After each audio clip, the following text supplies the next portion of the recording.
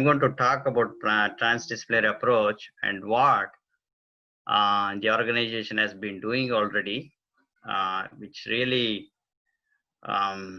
matches with what we are doing, and that's what the approach is needed today. So today, all of us have a different approach. So individuals are becoming organizations. Why is that? Everybody says, I have an organization, I have a company. That's how they work, people. Because our knowledge has expanded, we no more work as individuals. So we work as like networking and, the, through organizations, through contracts, through MOUs. So this is the approach we work. And that is the right approach. So when I went to Bangalore and stayed at the ashram, Patriji was not there that time. But what I realized that was Shastriji was there, I think. So, the way the approach today, we are looking at a transdisciplinary approach of doing things, that is integrating everything together, and that's the need of the hour. Integrating everything together is what only will work for today. Collaborating with people, collaborating with organizations, and working together. So a binding organizations. So these are very important for expanding the yoga. So it's not only yoga. So when we saying yoga, when we're talking about generally yoga, everybody knows that, people talk about yoga is beyond, but what is this beyond? So we have the faculty to expand our uniqueness. See, that is part of the consciousness. The consciousness doesn't want you to be the same as somebody else. It wants you to be different. And that's why different gurus are appearing every time with different kind of knowledge. But now there is a real problem here. We usually say that, okay, when I am connected to this organization, only do this. All the other masters, what they are doing is wrong. When that comes, we become fanatics, becomes very religiously fanatic to a master. So I see Patriji a little different in that approach, is a little opened up in this area, and that's why we were able to sync together. So we went and had a pretty good trip at the Mount Soma, trying to look at where we have a location for creating a pyramid structure and other structures. I was interested in bringing all our sage scientist statues to the United States, and I call them sage scientists because there is a reason for calling our people sage scientists, and you are calling them spiritual scientists. It's a magazine, it's a well-known magazine now. So now that's because calling them spiritual scientists or sage scientists is very important, because today, if you look at how science has shifted, we usually think that science means modern science. Anything answer means you will immediately go to modern science. You link through modern science. So what happened is, overall, people are being drugged with this idea of modern science, which is very, very wrong. And you will have, the consequences are there. People are already seeing these consequences of being drugged in the name of modern science. Trying to answer everything using modern science words or techniques. This is eventually going to end up in failure. And there is a need for a bigger science, which is already there, because our ancient sage scientists, there are several thousands of sage scientists. We are just trying to pull everything and giving it in a different format. So what I call this as the transdisciplinary science. So now the transdisciplinary science. So what is transdisciplinary science? So we will go through this. How much time do I have? I have a 1 hour, I guess, right? Maybe 15 minutes. Okay. So you can, oh, all right. Okay. So some random questions for you. Are you happy with your current health condition? Do you have any idea about how much you want to earn and what will you make you happy? You really love your job from heart. Can you continue doing this job if you're not paid? What's your aim in life? Who gave the knowledge about that aim? So these are some of the fundamental questions you can chat if you want to be interactive. But the idea here is that we have some everybody has some fundamental questions. So we within these fundamental questions, we would like to have our answers, and the answers are not coming from somebody else. So at some point, we have to find our own answers because we are the one who are suffering when we have a pain, right? So so typically, what is this? Where does this knowledge come from? Everybody reads some book or listen to some YouTube videos, whatever it is. You're getting knowledge this way. This is one way of getting knowledge. And usually, you may be strong in knowledge. If you're listening 10 times, it becomes part of your knowledge. And this is what we're going to repeat. And, people, based on how much we know, people think that you're a greater soul, because you know a lot. And that's how, we make judgments. But we have to know that knowledge in general, knowledge is not just one type of knowledge. There are different types of knowledges that are hidden in us. So we call this knowledge. If you call the knowledge as a big K knowledge, then under that we have a smaller types of knowledges, which is within that divisions of knowledge. We have knowledge, which is the general knowledge, and then we have intuition, instinct.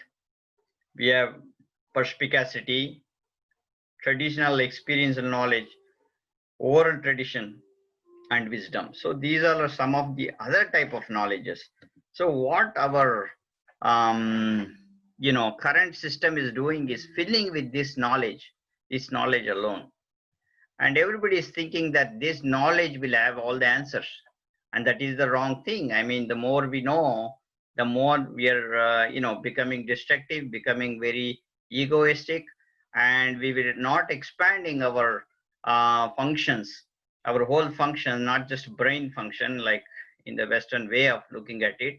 It is a whole, our self functioning involves instinct, intuition, oral tradition, traditional experience, perspicacity. So all these levels of knowledge need to be expanded.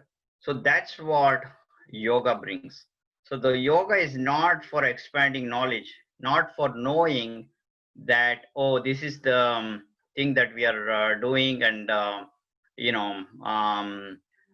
learn this much of asanas, and that's a separate thing. That's a smaller part of it. But the overall, what we really need is to expand knowledge in different dimensions, where we can deeply have an instinct, deeply have an intuition, deeply be able to project ourselves, project our consciousness, and finally enter into our own self.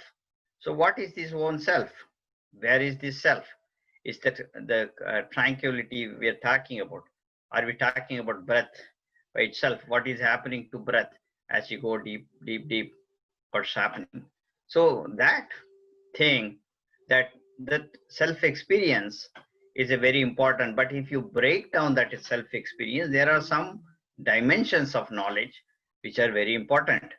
And those dimensions, because we have to live, and we are not here to just attain samadhi and that's the end of the life. It as life goes, and we will have pain, pleasure, everything. But we call in one of the sage scientists called Nilaichar Anubhavam. That is, you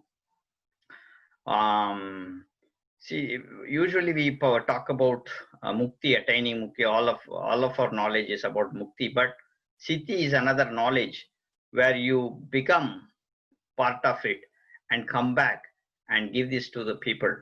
So you're going to the close to the consciousness, staying there and not becoming the zero, but you stay at 0.0001, point not 1, closer, but not become that, and then come back and give the knowledge. And when we are doing that, we are expanding that knowledge. It comes directly from consciousness. It doesn't have to go through the processing step.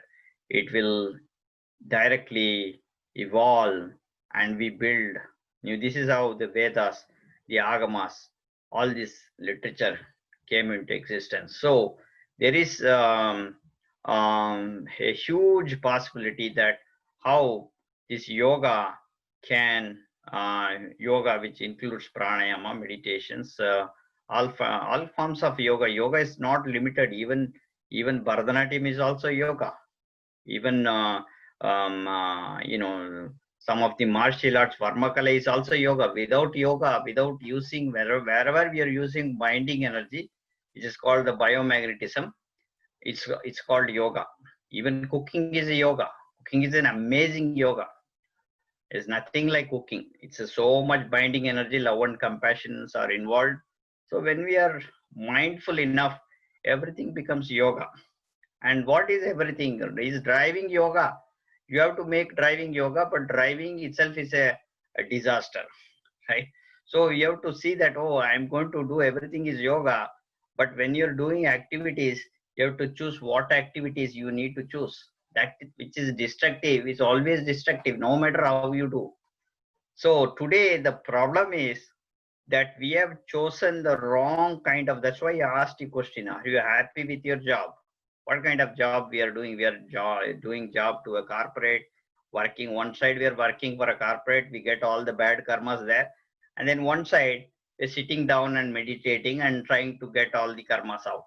So it is just balancing like, so therefore, no shift is happening because karma yoga is also important. Yoga involves karma yoga. So what is karma yoga? Karma yoga means, people usually think that do a good, do your job properly. Go to the bank, do this job and come back. Go to the corporate, be sincere and come back. That's not karma yoga. Karma yoga means you do the right karma in in your job. That is also important. What kind of job you're doing? All these things, every money will involve a karma. Whatever money we get, there will be a karma involved in that. So there should be a pure form of money, and that is possible. That is definitely possible. With minimum karma, it is possible to develop. When we develop our natural education system and giving that as in a very fair trade manner and expandable manner, and if it reaches everyone, and that's what all of these organizations what we are doing, and that is the actual knowledge, actual way of the karma yoga. That's a karma yoga. What we're doing is a karma yoga. So that is very important. So that now, so we need to have a what you call a paradigm shift in this approach. So we have to have a different kind of intelligence for shifting our brain to operate in that way. Because we normally have trained, the modern education system has trained in a particular way that you have to think particularly, answer particularly, and therefore it's the blockage is there, and this knowledge is not easily penetrable. See, there are so many things today people are doing, but why we are not able to give this knowledge?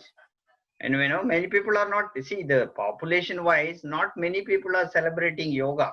We are thinking this yoga is becoming very big, but if you look at what your neighbor will be doing right now, they will be watching some TV and things like that. So we have to expand this knowledge, and therefore there is a need for a different kind of education system.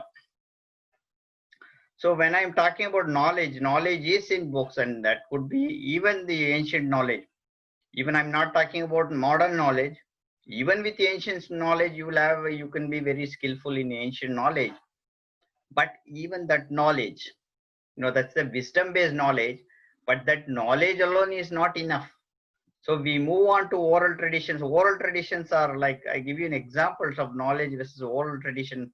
Oral tradition, for example, just through listening, mantras, Carnatic music, and your, some trainer trains you, Varmakalai, etc. They know, but it's not available in any books.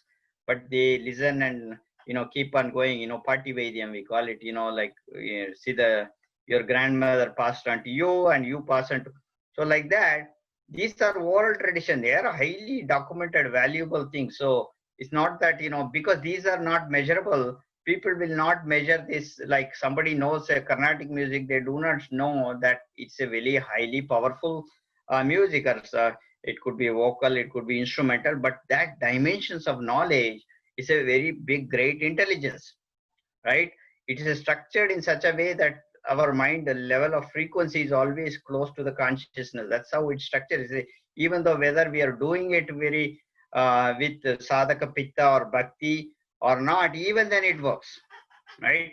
So, so traditional experience and knowledge, many of the traditional experience knowledge, you look at these things, this is from a Thoda, village where they build the houses typically here, or even our chakras and all these things. These all are traditional experience. Somebody building a vastu type of house. All these things have the pyramids, etc. They have a traditional experience and knowledge. So that is hidden in our DNA. So that knowledge, everybody cannot do that knowledge. Only when you are going into a deeper level of yoga, you can actually get access to this kind of knowledge, because this knowledge also has been done in a very low frequency of mind. So the moment we get connected to these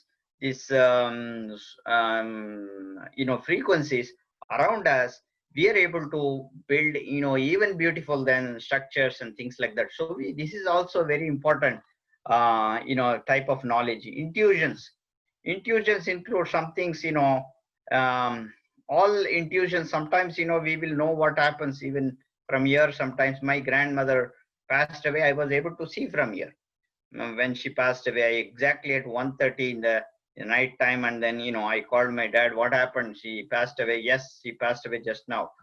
And many of you have this kind of experiences. So intuitive knowledge, even though there is no evidence based for intuitive knowledge, there is nothing called evidence based. You cannot be, it doesn't mean it doesn't exist, or you cannot explain this in a modern scientific way. It doesn't mean it doesn't exist. So this is a different level of knowledge. We have to develop that knowledge. If you're filling ourselves with knowledge just by YouTube videos and other reading books, that's not going to be really useful. At one point we will not fill the whole consciousness by knowing different things. Similarly, instincts are different types of, even animals have instinct immediately. Even a chipmunk, it want to cross the road, it'll stay, whether you're looking at the yellow line, it'll stay there for some time, right, before it crosses. So there is, it knows this is a line and when to cross. All these things, animals, they just don't cross. They see that if there is any, the car or something, they try to escape the maximum. So this is instinct. But humans have a little more bigger instincts, right? So we can, that is very natural to us, and that's also a type of knowledge. And so therefore this kind of knowledge we cannot measure. Like example, what Thiruvallur has done, or Martin Luther King, or our MS as have, their dimensions are very different, and these cannot be compared. The knowledge what these people have cannot be compared with a ordinary language, or saying this is the best. So they have in some form, they have in a very low frequency, meditative frequency, the adaptions. Okay. So, and the next one is perspicacity. This knowledge also develops through yoga. So perspicacity is a very important thing. If you Tirigala Jnanam, we call it. So knowing the past, understanding the present, and experience with understanding the present circumstance, and then predicting the future consequences. all together instantaneously and making a decision at that time. It's called Tirigala Jnana. So this is another dimension of knowledge. And not everybody can do this.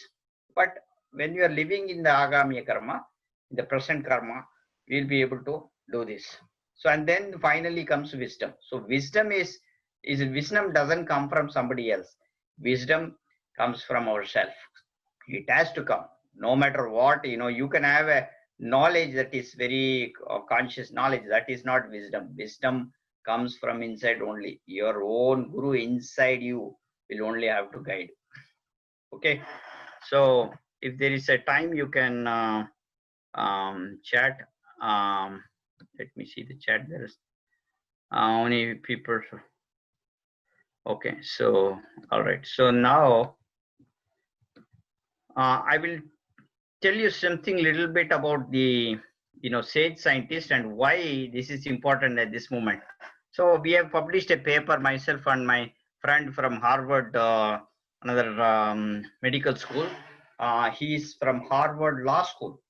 So law school professor and myself, we have published this paper. This is available for you to view in our what you call the website is vripress.com, or you can even Google this.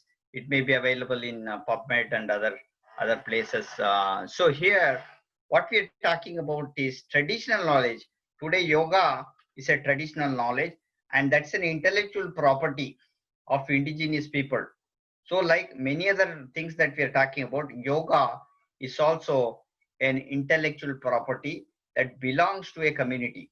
So that we have to understand. We are today giving freely yoga, which I don't mind, but to some level, some kind of benefit need to go to the community from where this, because the community is one who protected this knowledge for a long time. So that community should have some kind of benefit from yoga, because yoga is $1 billion business today, and therefore give me a second please. Some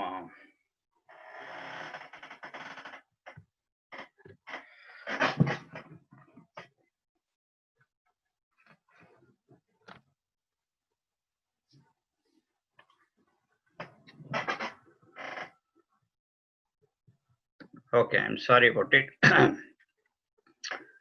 So there was an insect, I had to protect that insect. So we opened the window, so I had okay.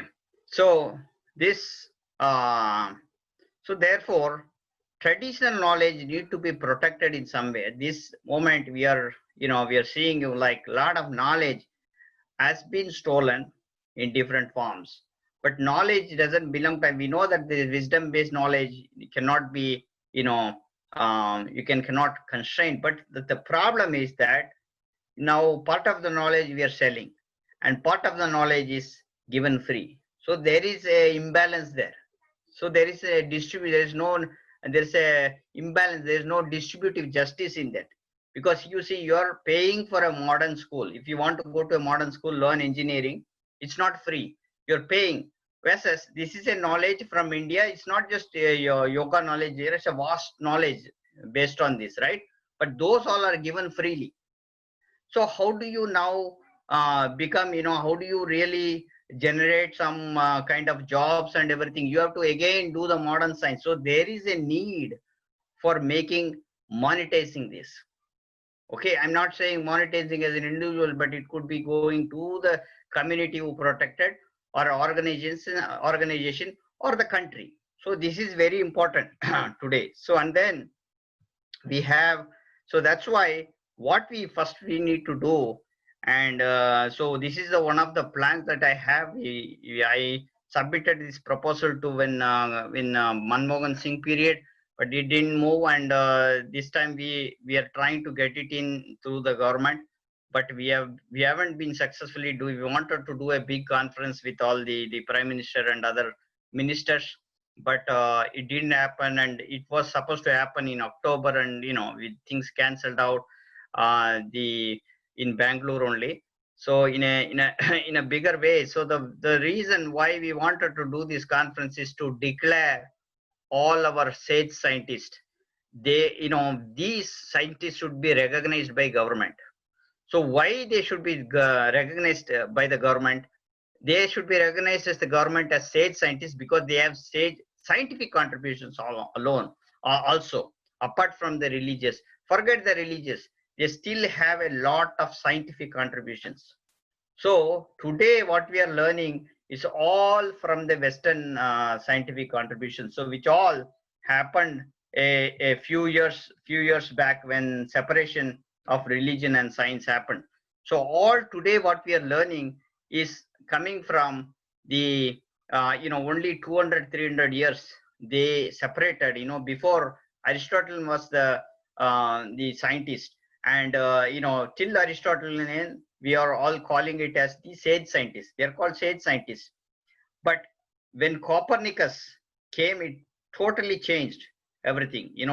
They separated that science and religion is different, and that's what today we call this as a science, modern science.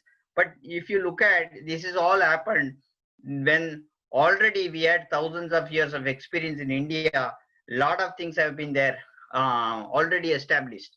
So people, just marketed this science as the whole for the whole world, and Western science has been marketed in such a way that it suppressed everywhere, every culture, every tradition. Mayans, Egyptians, Native Americans, all these cultures have been suppressed because this knowledge is dominated now marketing. So we need to have a distributive justice. I'm not denying on Western science. There are certain things that are very useful in the Western science. But whereas we already have so much of knowledge, we have Nalanda, Taxila, and in the south, we have amazing universities. So all this Kumarikandam, Lemuria continent, all the hidden secrets are there, for us to develop. So when we have so much of knowledge, why do we have to read all these books that are not giving any jobs? Look at all the engineers. We have no jobs. All engineers, they become engineers in India. So there is a need for this to create a job. We need to switch the paradigm, and that paradigm shift can happen only when we do certain things. So the collective wisdom of all the traditions we bring, and it should not be restricted or inclined to any dogma, neither limited to modern Western science dogma or any religious based.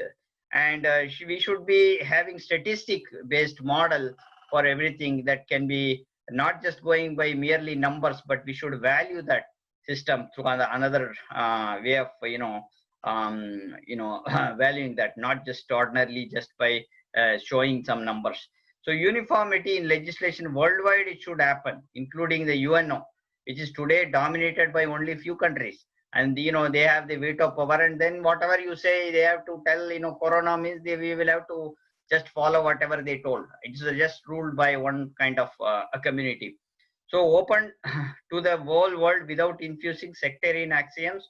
Only if people can live in different cultures, because that's very important. If you live in different cultures and understand different cultures, we respect each other, there will be a mutual tradition. So these are some things that need to be done for yoga, so we can protect this knowledge. Our knowledge comes from ancient, even our concepts of ancient, physics concept comes from absolute consciousness, where for everything came from absolute consciousness. That's the space, and from where atoms came. All this knowledge is there. We are taking a lot of classes on this. We have now started for young kids, little kids, all the traditional knowledge, starting from 6 years to up to 13 years. We are giving them, and then we have higher level classes, and then also for adults. So we are teaching them now from the beginning what is our ancient physics, what is our ancient chemistry, alchemy is developed, how we are building, from there botany. We are teaching them ancient mathematics. So all different levels we are teaching them, and this is going to replace. It's not about some other thing, just yoga alone. There are so many dimensions of things that we are giving, and this knowledge is very important for the whole generation of life to come. We call this as a transdisciplinary approach because it is not limited to a guru. I call this as a Mahaguru system. So whenever I call this as a Maga Guru system, you're talking about not just one guru. We like how we are creating physics. For example, you don't just read Einstein's book and say I know physics. You have to read Einstein's book, Heisenberg's book, Newton's, everybody's book. Together you call it as physics. You do not learn by human beings or personality based books. But in India we do that. We have Ramakrishna Paramahamsa book, we have Vivekananda book. But by doing something different, like how Vedas and Agamas have been done, it is you compile everything together and do the subjects. Say, for example, consciousness as a subject, or lifestyle management as a subject, and give that as a curriculum. Then everything is going to change. And that's how we need to do. Now we have equal respect for all our sage scientists. They should be valued. And same time, it goes into the curriculum. They will not think it as religious. So now today, whenever we are talking about some Thiruvalluvar, they will tell this is a religion. You talk about Ramana Maharishi, this is a religion. But the moment we bring this fusing these together and giving it, then there is, this is absolute. So this is what is needed.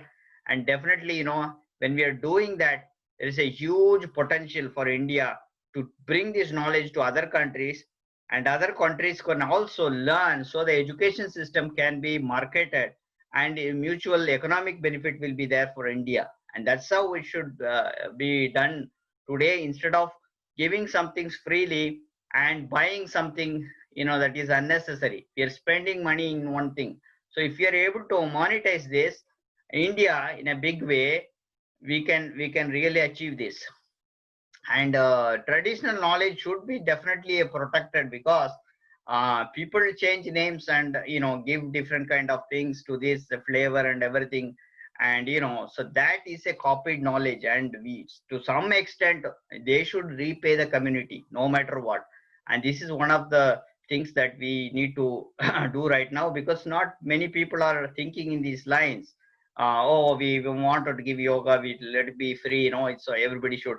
That will come eventually when world peace. Eventually we have to work for world peace, but there is a temporary situation where one kind of population do not have anything to eat, but they have so much of knowledge. You have cooking knowledge, you have dance, Carnatic music, every knowledge is there.